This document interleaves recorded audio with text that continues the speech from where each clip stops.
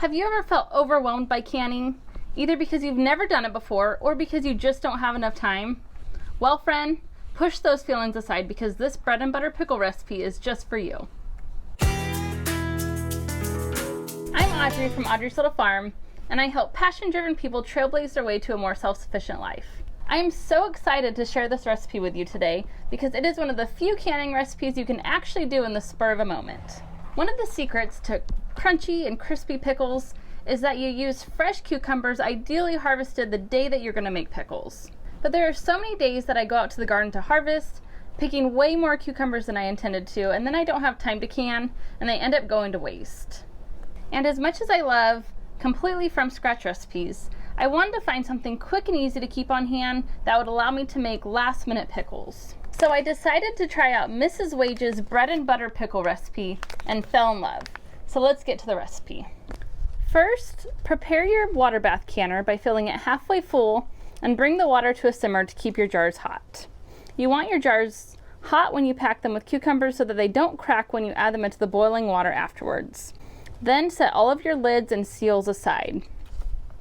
After many years, it's been found that it is no longer necessary to preheat your lids. The sealing compound works just as well at room temperature. Simply wash the lids in hot soapy water and set them aside until they're needed. I use this outdoor wok burner when I'm canning now, and it has been a game changer.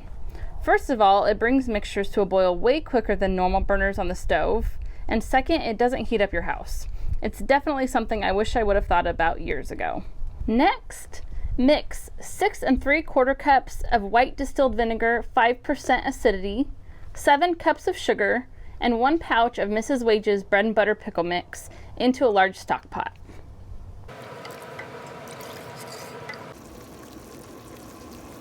Next, cut off each end of the cucumbers and then dice them up in 1/4-inch slices.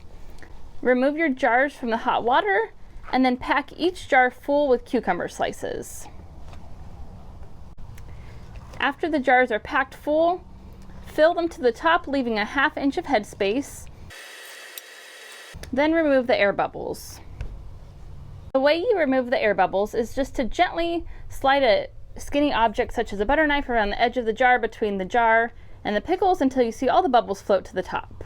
After that, wipe off the rim of each jar with a wet paper towel and then put on your seal and then gently tighten the lid just until it's fingertip tight. After that, gently set the packed jars back into the water bath canner and process for 10 minutes if you're using pint-sized jars or 15 minutes if you're using quart-sized jars. And make sure you don't start the timer until the mixture comes to a boil. After processing, gently remove the pickles and let them cool. After 24 hours, check the seals, and anything that did not seal you can put in the fridge.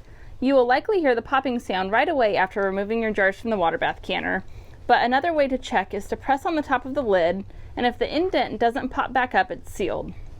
Another great thing is that you can store any of the extra liquid in a non-reactive container for up to a week in the fridge. And if you feel like you're ready to take on another canning recipe after this one, be sure to try out my apricot habanero jelly.